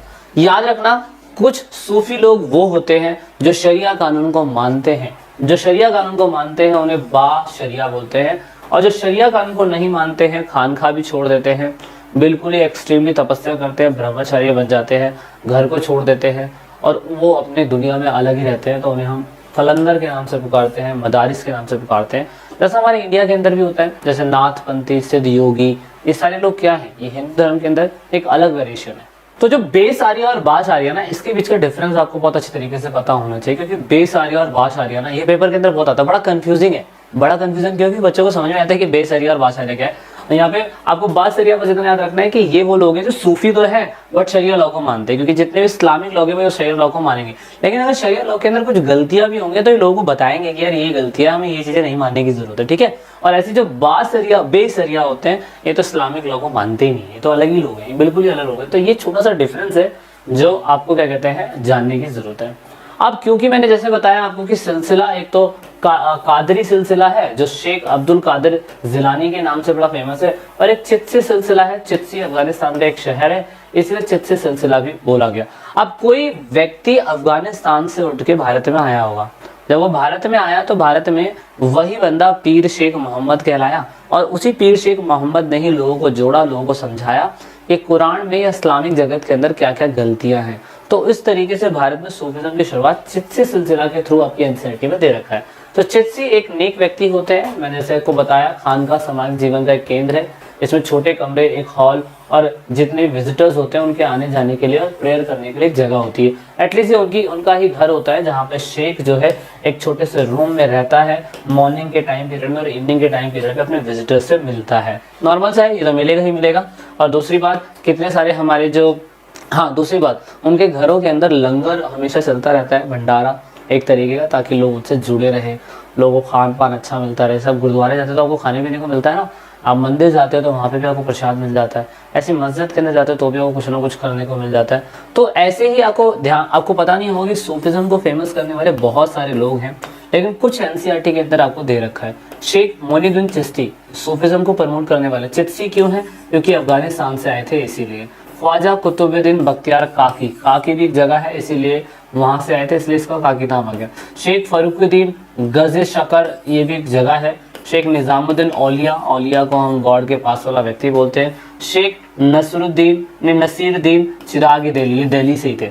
तो आप सोचिए इतने सारे NCERT के अंदर mention है, लेकिन मैं आपको बता दूं शेख निजामुद्दीन औलिया जो दिल्ली के अंदर बड़े फेमस है, शेख मोइनुद्दीन चिश्ती जो अजमेर के अंदर बहुत फेमस है। तो ये दो जो है ना बड़े ही ज्यादा फेमस है, और ये सारे के सारे वही लोग हैं जो सूफीज़्म को प्रमोट करते थे और सूफीज़्म के बारे में बताते थे। अब यहाँ पे देखिए कोर्ट हिस्टोरियंस क्या हैं। कोर्ट हिस्टोरियंस के बारे में ये बताया गया है कि उस टाइम पीरियड में जो हमारे हिस्टोरियंस थे, जैसे कि अमीर हसन सिद्दी, अमीर खुसरो, ज़ैनुद्दीन बरनी, ये वो लोग थे जो उस टाइम पीरियड पे इन खाने खा के अंदर विजिट करे थे, इन जगहों पे गए थे, इन जगहों के बारे में लिखा था, इन जगहों के बारे में प्रैक्टिस करी थी, इन जगहों के बारे में लोगों को समझाने की कोशिश करी थी। So the practice they were adopt by the Chishti in their khanqah अब कोई भी खानका यानी कि कोई भी एक प्लेस पे अगर कोई मिलने के लिए आता था, कोई भी विजिटर मिलने के लिए आता था, वो क्या करना था, उसे हमेशा शेख के सामने, मुर्शिद के सामने, पीर के सामने सर झुका के आना पड़ता था। एक तरीके का रिस्पेक्ट है। जब भी विजिटर कोई आता था उसको पानी ऑफर करा जाता था, उसको हमेशा सर को शेव अप करके आना होता था ताकि वो एक तरीके से सही लगे। हमेशा जब भी वो पीर के सामने बैठेगा, मुर्शिद के सामने बैठेगा या किसी, सब एक ही नाम है, ठीक है, मैं शेख ही बोलूँगा, बार बार नहीं बोलूँगा, नहीं तो आपको कन्फ्यूजन हो जाएगी। तो वो हमेशा योगिक पोस्चर में रहेगा, बिल्कुल शांत रहेगा, बातें सुनने की कोशिश करेगा। ऐसा नहीं है कि फ़ोन पे बातें कर रहा है, लगा हुआ है और कहेगा कि यार हाँ भाई क्या चल रहा है वगैरह वगैरह। तो ये सारी चीज़ें नहीं करेगा। जब भी वो अपने पीर के पास मिलने के लिए जाएगा तो बड़ा ध्यान से जाएगा। तो जैसा होता है ना, आप अपने भगवान के पास मिलने के लिए जाते हो तो आप ऐसा तो नहीं कि जैसे मर्जी उठ के चले जाते हो, बड़ा नहा धो के चंगे होके जाते हो ना, तो सेम ऐसा ही यहाँ पे भी है। सो दोस्तों, यहाँ पे ये वो लोग हैं जो उस टाइम पीरियड पे क्या कहते हैं, आप कह सकते हैं Sheikh Nizamuddin appointed several spiritual successor and deputed them to set up hospices in the various part of the subcontinent. Sheikh Nizamuddin Auliya, आपको पता है ये दिल्ली के अंदर थे। इनके मरने के बाद इन्होंने अपने सक्सेसर को अपॉइंट करा। इन्होंने कहा कि मेरे मरने के बाद जो होंगे वो मेरी टीचिंग्स को आगे बढ़ाएंगे। तो यहाँ पे as a result teaching practice and organisation of the Chishtis as well as the fame of the Sheikh spread rapidly. और इसी वजह से इनके मरने के बाद भी इनके फॉलोवर्स जो थे, जिनके सक्सेसर बने, मतलब जो इनके उत्तराधिकारी बने, उन्होंने इस चीज़ को बड़ा अच्छे तरीके से प्रमोट करा। जैसे नंबर 1 अगर हम बात करें, शेख मोइनुद्दीन सिजदी है, उसके बाद शेख नसरुद्दीन चिराग दिल्ली है, ये सब जगह मैंने मैप में दे रखी है। ख्वाजा मोइनुद्दीन बख्तियार काकी है, उसके बाद यहाँ पे शेख फरुखुद्दीन गंज शकर भी है, और उसके बाद शेख निजामुद्दीन औलिया। तो मैं कुछ जगहों पे गया हूँ, शेख निजामुद्दीन औलिया गया हूँ मैं, और यहाँ पे शेख मोइनुद्दीन चिश्ती की दरगाह है, वो मैंने यहाँ पे डाली नहीं है शायद से। तो मैं इधर उधर की जगहों पे गया हूँ कुछ प्रैक्टिस सीखने के लिए। दरगाह ख्वाजा मोइनुद्दीन चिश्ती ये अजमेर के अंदर है। In the most popular dargah is that the Khwaja Moinuddin Chishti. सबसे ज़्यादा फेमस दरगाहों में से, देखो दरगाहें तो बहुत सारी है, हज़ारों दरगाहें हैं और हज़ारों सूफिज़्म को प्रमोट करने वाले पीर भी हैं, लेकिन कुछ ऐसे पीर हैं जो बहुत ज़्यादा फेमस हैं, जिनको हमने अलग अलग नाम से पुकारा है। बहुत सारे इंडियन बॉलीवुड स्टार्स, बहुत सारे क्रिकेटर, बहुत सारे फाइटर, बहुत सारे लिरिस्टिस्ट, बहुत सारे एक्टर, सिंगर, ये इन जगहों पे ज़रूर विजिट करने गए हैं। वो गरीब नवाज इनके पास ज़रूर गए हैं। दरगाह ख्वाजा मोइनुद्दीन चिश्ती सबसे लोकप्रिय है। ऐसा माना जाता है कि इस दरगाह पे बहुत सारे लोग गए हुए। आप ऑनलाइन सर्च करेंगे तो आपको मिल जाएगा। तो मोइनुद्दीन चिश्ती की दरगाह पे कौन गया है? मोहम्मद बिन तुगलक, इसके बारे में मेंशन है। उसके बाद देखो, मोहम्मद बिन तुगलक उस टाइम पे उनके श्राइन पे गए थे, उनकी कब्र के पास गए थे। उसके बाद सुल्तान गयासुद्दीन खिलजी जो मालवा के थे, वो भी वहाँ पे गए थे। उन्होंने जो टोम बन रहा था इसका गरीब नवाज का, यानी कि ख्वाजा मोइनुद्दीन चिश्ती का, तो लेट 15वीं सेंचुरी में उन्होंने टोम बनाने के लिए पैसे भी दिए थे। और उसके बाद जलालुद्दीन मोहम्मद अकबर, ये तो कम से कम अगर आप देखें तो इन्होंने अपनी पूरी लाइफ के अंदर 14 बार यहाँ पे विजिट करा है। तो अपने आप में कितनी बड़ी बात है। ये पिक्चर दिखाता है कि अजमेर के तीर्थ यात्री पर बादशाह जहांगीर का स्वागत करते हुए शेख मनोहर नामक कला का चित्र जो 1615 में बना गया था। तो उस समय का चित्र अजमेर में आप देख सकते हो। मैंने विजिटर्स जब भी वहाँ पे जाते हैं तो ऑफकोर्स वो कोशिश क्या करते हैं, कुछ उपहार देंगे, वो ऑफकोर्स कोशिश करेंगे कि वहाँ पे कुछ ऐसी चीज़ पेशकश करे ताकि आने वाले लोगों को इसका फ़ायदा हो सके। तो ऐसा कहा जाता है कि अकबर जब वहाँ पे गया था, क्या कहते हैं, आपके दरगाह में, तो उसने एक इतनी बड़ी कढ़ाई दान करी थी जो आज की डेट में भी है। कई 100 लोगों का खाना आज भी उस कढ़ाई के अंदर बनता है। तो बहुत सारे लोग गिफ्ट करते हैं। आप लोग मंदिर जाते हो, मस्जिद जाते हो या गुरुद्वारे जाते हो, तो आप भी तो एक तरीके से डोनेट करते हो ना, कुछ चाहे पैसा देते हो, चाहे कोई सर्विस देते हो, या कोई किसी को गिफ्ट दे दिया, ये करते हो, है ना। और ऐसे ही उस मॉस्क्यू के कंस्ट्रक्शन के लिए कुछ पैसे दे दिए जाते हैं, ये भी बताया गया है। अब यहाँ पे देखो एक और है, यहाँ पे हुजवारी की 1073 में मृत्यु हो गई थी और उन्हें लाहौर में दफनाया गया था। तो यानी ये भी आज की डेट में बहुत फेमस है, इनकी दरगाह बड़ी फेमस है। तो ये दरगाह का मैप मैंने यहाँ पे ये एनसीईआरटी में दिया हुआ है। इसके बारे में बताया गया कि ये भी सूफिज्म को प्रमोट करने वाले व्यक्ति हैं और इन्होंने काफ़ी हद तक अपने आपकी लाइफ जो है अफगानिस्तान से ये भी बिलोंग करते थे। ये हुजवारी जगह के रहने वाले थे, इसलिए इन्हें हुजवारी ही कहा गया, है ना। अब यहाँ पे language and the communication of Chishti, अब बोला जाता है ये है कि बहुत सारे ऐसे क्या कहते हैं फॉलोवर भी बने थे, या बहुत सारे ऐसे सूफिज्म के व्यक्ति भी बने थे जिनकी भाषा का इस्तेमाल हमने बहुत अलग अलग जगहों पे भी किया था। जैसे एग्जाम्पल के लिए बाबा फरीद करके एक व्यक्ति थे जो सूफिज्म को ही प्रमोट करते थे, लेकिन बाबा फरीद की जो भी कॉम्पोजिशन या भाषा थी वो हमने गुरु ग्रंथ साहिब के अंदर कंपाइल करी। दूसरी मलिक मोहम्मद जायसी, ये भी एक व्यक्ति थे उस टाइम पीरियड में जो सूफिज्म को प्रमोट करते थे, और उन्होंने अपनी भाषा के अंदर प्रेम आख्यान लिखा था, लव स्टोरी लिखी थी पद्मावत, जिसपे अभी जाके पिक्चर बनी थी। तो आप देख सकते हैं कि इनकी भी लैंग्वेज का या इनकी भाषा का इस्तेमाल हमने करा और उसके ऊपर हमने पिक्चर बना दी। और उसके बाद ज्यादातर ये लोग किस में लिखते थे, आप देख सकते हो ये सूफी कविताएं भी लिखते थे बीजापुर में और कर्नाटका के क्षेत्र में दखानी भाषा में लिखा करते थे। दखानी में दक्षिण की भाषा होती थी, और ये वो कहानियां या वो गाने लिखा करते थे जो महिलाएं कर्नाटका की या साउथ की महिलाएं जो थी, दक्कन की जो महिलाएं थी, वो या तो गेहूं पछोड़ते हुए या गेहूं पीसते हुए या चावल काटते हुए उस टाइम पे इन गानों को गाया करती थी। तो ये भी अपने आप में बहुत बड़ी बात है कि इनकी भाषाओं का और इनकी पोयम का इस्तेमाल होता था। उसके बाद अगर आप देखो तो एक चीज़ और दे रखी है, अमीर खुसरो ने क्या कहते हैं, अमीर खुसरो भी सूफिज्म को प्रमोट करने वाले व्यक्ति हैं। उन्होंने कॉल की शुरुआत करी। कॉल क्या होता है दोस्तों? कॉल ये होता है कि जब कभी भी कोई व्यक्ति गाना गाएगा ना, तो गाने से पहले वो कुछ नज़म पढ़ेगा, है ना। सूफिज्म के अंदर यही होता है कि कोई भी गाना अगर गा रहा है, कोई कव्वाल गाना गा रहा है, तो कव्वाली के वक्त पहले वो कुछ नज़म पढ़ेगा। जैसे कि मैंने यहाँ पे शेख क्या कहते हैं आपके उस्ताद नुसरत फतेह अली खान की एक नज़म लिख दी है कि अच्छी सूरत को संवरने की ज़रूरत क्या है, सादगी में भी क़यामत की अदा होती है। तुम जो आ जाते हो मस्जिद में अदा करने नमाज, तुमको मालूम है कि कितनों की कज़ा होती है। तो फिर इसके बाद गाना शुरू होता है। तो ये सूफिज्म का ही एक तरीका था जो यहाँ पे अमीर खुसरो जी ने जो था वो शुरुआत करी थी। और उसके बाद धीरे धीरे करते अगर आप देखो तो सूफी लोगों को बहुत बड़ी मात्रा में ग्रांट मिलने लग गया, पैसा मिलने लग गया, और पैसा मिलने के साथ दौलत शौहरत और हुकूमत भी मिलने लग गई। ये पैसा ज़्यादातर वो लोग अपने ही सूफिज्म में अपनी ही दरगाह के अंदर समा बनाने के लिए पैसा खर्च किया करते थे, ताकि ज़्यादा से ज़्यादा लोग इनसे कनेक्ट होते रहें। और इनकी इतनी ज़्यादा इंपॉर्टेंट बढ़ गई थी कि पूरे के पूरे भारत के अंदर इनकी लाइफस्टाइल को लोग अपनाने लग गए थे। इसी वजह से अगर आप देखो तो हमारे इंडिया के अंदर जो इस्लामिक कट्टर लोग थे ना, वो इस चीज़ को गलत मानने लग गए।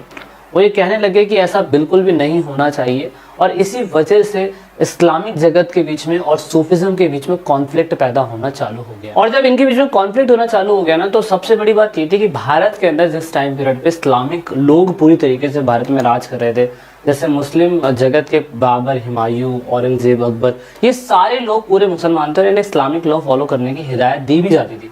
लेकिन फिर भी अगर आप देखो तो अकबर के टाइम पीरियड पे अकबर ने पूरी तरीके से इस चीज़ को नज़रअंदाज करा। इवन दिल्ली सल्तनत इतने टाइम तक भारत के अंदर थी, लेकिन फिर भी सूफिज्म धीरे धीरे ग्रोथ होता रहा और शरिया कानून को ये लोग फॉलो करते थे। लेकिन उलमा कम्युनिटी इस चीज़ को कहने लग गई कि ये चीज़ बिल्कुल गलत है। तो यहाँ पे जब अकबर ने पूरी तरीके से सूफिज्म को अपनाया, तो उस टाइम पे इस्लामिक जगत के लोग इस चीज़ से बहुत ज़्यादा नफरत करने लग गए कि अकबर जैसा महान शासक जो इस्लामिक जगत को प्रमोट करना चाहिए, लेकिन अकबर ने कहीं ना कहीं क्या करा, उसने पूरी तरीके से सूफिज्म को फॉलो करने की शुरुआत कर दी। तो ये थोड़ा सा लॉस है, ये नहीं होना चाहिए, पर यहाँ पे हो रहा था। और यहाँ पे he also believe that auliya could interact with God to improve the material and spiritual condition of the life of the people.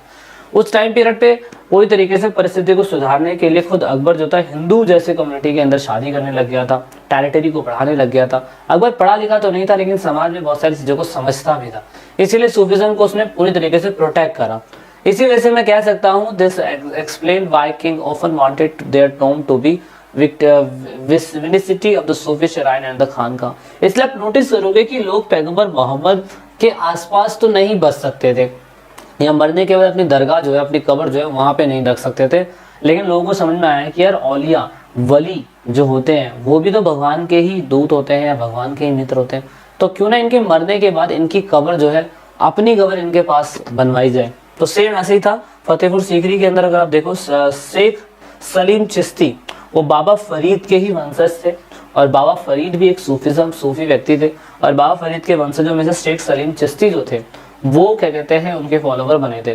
और शेख सलीम चिश्ती का बहुत ज़्यादा प्रभाव अकबर की लाइफ में था। अकबर ने इवन अपने बच्चे का नाम भी सलीम रख दिया था, आपको पता होगा।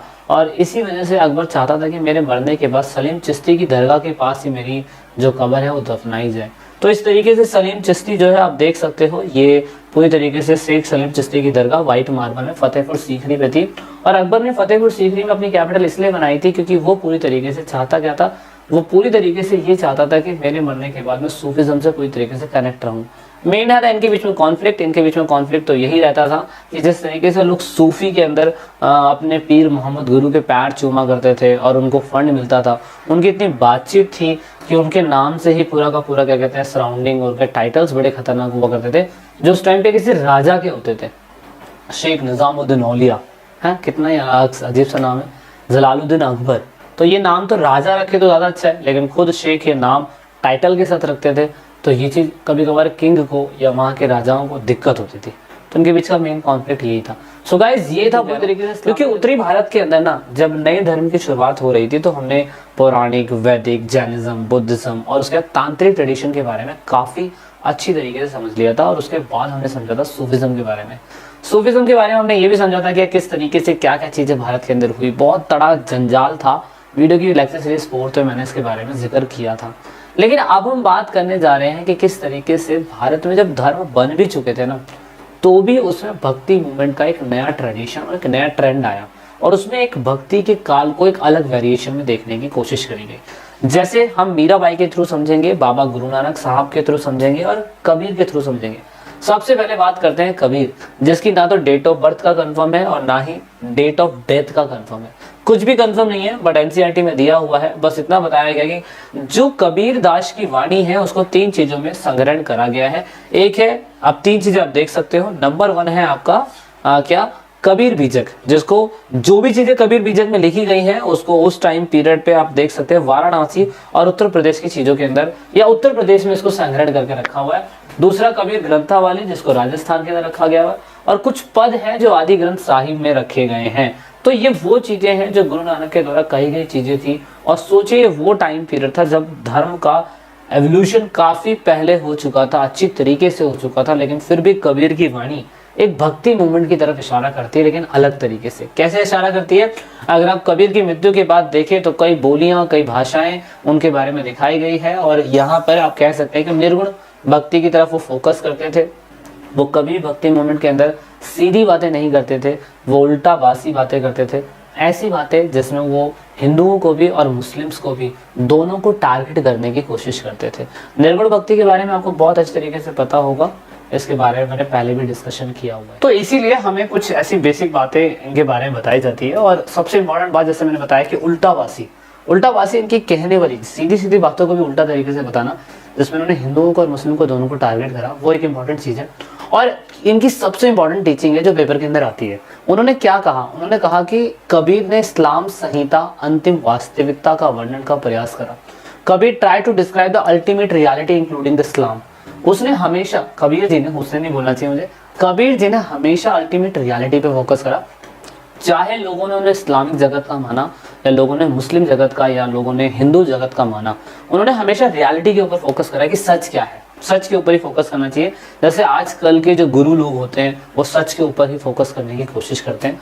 According to him ultimate reality was Allah, Khuda, Hazrat and पीर। उनके हिसाब से वास्तविक सत्य यही है कि भगवान, अल्लाह, पीर, मोहम्मद, ईश्वर सब एक हैं। एक इंपॉर्टेंट चीज है, he also used certain Vedic term such as ब्राह्मण and अंतम। उन्होंने हमेशा कुछ ऐसे वैदिक शब्दों का इस्तेमाल करा जिसमें ब्राह्मण और आत्मन शब्द का इस्तेमाल जो है वो हुआ है। Some poems attacked Hindu polytheism and ideals worship and other use Sufi concept of zikar and ishq to express the Hindu practice of नाम सिमरन। कुछ इन्होंने हर चीज पे फोकस करा। हिंदुओं को जैसे बहुत सारे देवी देवता हैं उनके ऊपर क्वेश्चन उठाया। उन्होंने ये बताया कि मुस्लिम जगत के लोग, हिंदू जगत के लोग खड़ी हुई मूर्ति की पूजा करते हैं, मुस्लिम जगत के लोग लेटी हुई मूर्ति की पूजा करते हैं। इवन उन्होंने इस्लामिक जगत के साथ साथ यहाँ पे क्रिश्चियनिटी को और साथ में हिंदू क्या कहते हैं सिखिज्म को नाम सिमरण के ऊपर भी उन्होंने बहुत सारे क्वेश्चंस करे कि भगवान का कंटिन्यू नाम लेने से ऐसा नहीं है कि वो सामने प्रकट हो जाएंगे। तो ऐसा इन्होंने बताने की कोशिश करी है। अब यहाँ पे कबीर के बहुत सारे फॉलोअर हैं जो इन्हें आज भी फॉलो करते हैं। सबसे इम्पोर्टेंट बात ये कि कबीर हिंदू थे, मतलब हिंदू धर्म में क्या कहते हैं पैदा हुए थे और मुस्लिम्स में पैदा हुए थे, हिंदुओं ने उन्हें पाला था। तो बहुत सारे लोग इस चीज़ में ही कंफ्यूज रहते हैं। तो उनका जन्म हिंदू परिवार में हुआ था, लेकिन मुस्लिम कम्युनिटी के लोगों ने, बुनकर ने उन्हें पाला था, इसलिए दोनों ही उनको इम्पोर्टेंट मानते हैं। He was initiate into the भक्ति बाय द गुरु रामानंद। रामानंद के द्वारा ही ये क्या कहते हैं प्रभावित हुए थे और इन्होंने रामानंद को अपना गुरु माना था। Ramanand historians pointed that it was very different to establish Ramanand and Kabir was a contemporaries. Of course ये है ही, बहुत सारी जनरेशन के लोग आज भी क्वेश्चन करते हैं कि क्या रामानंद और कबीर दास का दोनों का एग्जैक्ट टाइम पीरियड था या नहीं, क्योंकि exactly date of birth Kabir के बारे में किसी को नहीं पता है। ठीक है, अब बात करते हैं बाबा गुरु नानक साहब की। तो बाबा गुरु नानक साहब मरने के बाद गुरुद्वारा दरबार साहिब कतर, ये अभी पाकिस्तान के अंदर है क्योंकि वो इंडिया का पार्ट पहले था, इसीलिए ये उनकी दरगाह कह रहा हूँ, उनका जो गुरुद्वारा है वहाँ पर है। लेकिन शुरुआती समय में वो एक अकाउंटेंट थे, उन्होंने पर्शिया में लैंग्वेज जो भाषा करी थी मतलब सीखी थी, छोटी सी एज में शादी हो चुकी थी और उस समय इस्लाम धर्म और मुस्लिम धर्म काफ़ी अच्छी तरीके से प्रमोट हो रखा था। ये ज़्यादातर उस समय अपना समय सूफी लोगों के साथ, सूफी भक्तों के साथ स्पेंड करते थे और भारत के वाइडली बहुत हिस्सों में घूमा करते थे। बाबा गुरु नानक ने अपनी पूरी लाइफ घूमने के बाद बहुत सारी चीज़ें सीखी और उन्होंने निर्गुण भक्ति के ऊपर फोकस करने की शुरुआत करी। निर्गुण भक्ति वही है जैसे मैंने कहा आपको कि किसी भी इडियल्स यानी किसी भी मूर्ति की पूजा ना करना निर्गुण भक्ति कहलाती है, और कबीर दास ने इसमें ही कहा था। और जैसे कि उन्होंने कहा था कि जैसे हिंदू लोग और इस्लामिक लोग किसी चीज़ की बलि देते हैं, ऐसा नहीं होना चाहिए किसी भी धर्म के अंदर कि वो पूजा के टाइम पीरियड पे कर्मकांड करे, चाहे हिंदू करे चाहे मुस्लिम करे, जैसे कि वो क्या कहते हैं बात करते हैं, जैसे कि सेक्रीफाइस करते हैं या किसी इमेज की पूजा करते हैं, ऐसा बिल्कुल नहीं होना चाहिए। ये उन्होंने कब फील करा, जब वो कई सालों तक अपना घर बार छोड़ के इन लोगों के साथ घूमते थे और रियलाइज करते थे। तो ये बहुत बड़ी बात है। और यहाँ पे उन्होंने पूरी तरीके से ये कहा कि अगर आपको अपने डिवाइन यानी कि अपने देवता या अपने भगवान से जुड़ना है तो आप ये नहीं कह सकते कि वो मेल है या फीमेल है। वो ना ही तो मेल है और ना ही फीमेल है, वो एब्सोल्यूट रब है बस, और रब का कोई जेंडर नहीं होता है। इन्होंने ये बताने की कोशिश करी, इसीलिए उन्होंने पंजाबी भाषा के अंदर एक शबद नाम का भजन बनाया और भजन को राग में गाया और राग में गाते गाते गाते गाते पूरे के पूरे भारत के अंदर इन्होंने इसको प्रमोट करने की शुरुआत करी। भाई मर्दाना साहब जो थे वो रबाब बजाया करते थे और गुरु नानक साहब जो थे वो गाना गाया करते थे और लोगों को सत्य बताया करते थे कि सच क्या है। एक्चुअली उनके मरने के बाद उन्होंने कभी नहीं कहा था कि मैं क्या कहते हैं किसी धर्म को बनाना चाहता हूँ, बस उनके जो फॉलोवर थे ना, उनके जो फॉलोवर बने वर्शिप करने वाले, उन्हें इन्होंने संगत कहा और उसके बाद अपने अनुयायियों को यही कहा कि इस चीज़ को प्रमोट करना चाहिए हमें कि हमें किसी का सेक्रीफाइस नहीं करना चाहिए, हमें किसी इमेज की पूजा नहीं करना चाहिए, भगवान जो है निराकार है, उसको मेल या फीमेल नहीं समझना चाहिए। यही पूरा जीवन इन्होंने इस चीज़ में निकाल दिया। और बाबा गुरु नानक के मरने के बाद उन्होंने अपना जो डिसाइपल था, अपना डिसाइपल अपने मरने के बाद गुरु अंगद देव को बनाया। इसलिए आप देख सकते हैं गुरु नानक साहब जो थे 22 सितंबर 39 में मर गए थे 70 साल की एज में। और यहाँ पे उसके बाद ये जो आपके क्या कहते हैं गुरु अंगद देव जो थे, उसके बाद क्या कहते हैं इनको यहाँ पे उनका हेड बनाया गया। तो गुरु अंगद देव भी कभी कोई धर्म को बनाना नहीं चाहते थे, क्योंकि गुरु नानक साहब खुद ही इस धर्म को स्टैब्लिश नहीं करना चाहते, बस वो लोगों को सच बताना चाहते थे कि सच क्या है। तो इसीलिए लेकिन फिर भी आफ्टर हिज दैट बहुत सारे उनके फॉलोवर जो थे अलग अलग कम्युनिटी में बढ़ गए थे। और बढ़ने के बाद फाइनली आपको पता है कि जिस तरीके से पूरे इंडिया के अंदर हिंदू और मुस्लिम धर्म प्रमोट हो रहा था, उस तरीके से एक नया धर्म इवॉल्व होता है और वो गुरु अर्जुन देव के द्वारा शुरू होता है। गुरु अर्जुन देव ने जो भी चीज़ें थी पहले आदि ग्रंथ साहिब में लिखी और आदि ग्रंथ साहिब के अंदर उन्होंने अलग अलग लोगों की अच्छी अच्छी बातों को उठाया और उठाने के बाद यहाँ पे गुरु अर्जुन देव ने इसे गोल्डन अमृतसर के अंदर इसको रखा। और उसके बाद बाबा फरीद की बातें, रविदास की बातें, कबीर दास की बातें आदि ग्रंथ साहिब में गुरबानी के रूप में कंपोज करके एक वेरियस लैंग्वेज यानी कि पंजाबी में रखी। और पंजाबी में रखने के बाद यहाँ पे गुरु अर्जुन देव के बाद आते हैं तुम्हारे गुरु तेज बहादुर, और उन्होंने आदि ग्रंथ साहिब को बना दिया गुरु ग्रंथ साहिब। और गुरु ग्रंथ साहिब के अंदर तो फिर आपको पता ही है कि फिर ये पूरी बुक बन गई और ऐसे बनते बनते बहुत सारे गुरु आने लग गए और लास्ट गुरु बने गुरु गोविंद सिंह। और गुरु गोविंद सिंह ने बताया कि 10वें गुरु जो थे उन्होंने कहा कि मेरे मरने के बाद अब ये ग्रंथ ही चलेगा, कोई दूसरा हेड नहीं आएगा। और गुरु गोविंद सिंह जो थे वो इस चीज़ को बनाने के बाद उनकी डेथ हो जाती है। अब क्योंकि इतने सारे गुरु थे इसीलिए इन्होंने कहा कि हमारा धर्म खत्म नहीं होना चाहिए, हमारे रिचुअल्स खत्म नहीं होने चाहिए, इसके लिए हमें खालसा पंथ की स्थापना करनी पड़ेगी। और खालसा पंथ एक तरीके की खालसा की सेना है जो अपने धर्म को बचाती है। ये कहते थे कि हमें शुद्ध आर्मी की ज़रूरत है जो हमारे खुद के लोगों की प्रोटेक्शन कर सके, इसीलिए उस टाइम पीरियड में ये लोगों ने एक अलग वेरिएशन बनाया। जैसे मुस्लिम्स लोग दाढ़ी रखते हैं, बाल बड़े नहीं करते हैं, हिंदू लोग बाल बड़े कर सकते हैं, दाढ़ी बड़ी नहीं करते हैं। लेकिन इन लोगों ने बाल भी बड़े करे, दाढ़ी भी बड़ी करी, एक नया धर्म इवॉल्व हुआ और इन्होंने अपने पास 5 शुद्ध सिंबल को रखने की शुरुआत करी।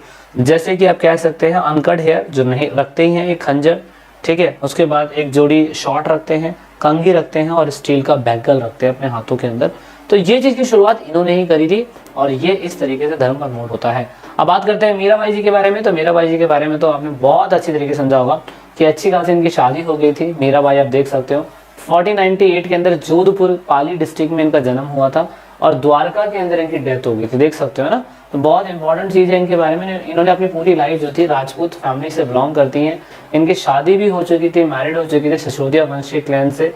जो उस समय उनकी शादी हुई थी तो शादी के बाद इन्होंने कभी भी उनको अपना राजा या अपना हस्बैंड नहीं माना और उसके बाद इन्होंने अपना घर जो है छोड़ दिया। और घर छोड़ने के बाद इन्होंने अपना पूरा जीवन कृष्ण की भक्ति में, जो विष्णु के अवतार थे उनके प्रेमी के रूप में अपना पूरा जीवन बिता दिया और उनके नाम पे अपना पूरा जीवन बिताने के बाद गाने गाए और सब कुछ क्या कहते हैं त्याग दिया। उनके उस समय पे जो ये प्रमोट करने वाले व्यक्ति थे वो रैदास थे जो उनको इस भक्ति को बताते थे। अब सबसे इम्पोर्टेंट बात ये थी कि मीराबाई जो थी ना वो जिस फैमिली से बिलोंग करती थी वो तो एक अपर क्लास की फैमिली थी, लेकिन मीराबाई ने ये कहा कि जो कृष्ण भक्ति का फैन होना चाहता है, जो कृष्ण भक्त बनना चाहता है, उसके लिए कास्ट बैरियर कभी नहीं होना चाहिए। इसीलिए इन लोगों ने कास्ट बैरियर की पूरी तरीके से अवहेलना करी थी, यानी कि क्रिटिसाइज करा था।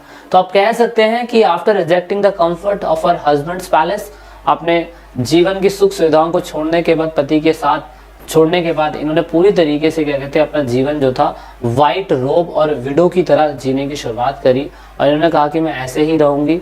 मीरा ने कभी भी अपने फॉलोवर को ऐसा नहीं कहा कि आप मेरे फॉलोवर बनिए वगैरह वगैरह। इन्होंने बस ये कहा कि मैं ये चाहता हूँ कृष्ण भक्ति प्रमोट हो पूरी तरीके से। इवन इनके द्वारा गाए गए गाने आज भी क्या कहते हैं बहुत सारी जगहों में लो कास्ट गुजराती और राजस्थानी लोग जो हैं आज भी गाया करते हैं। इनके गाने आज भी क्या कहते हैं महिलाओं के द्वारा, बच्चों के द्वारा, बुजुर्गों के द्वारा गाए जाते हैं।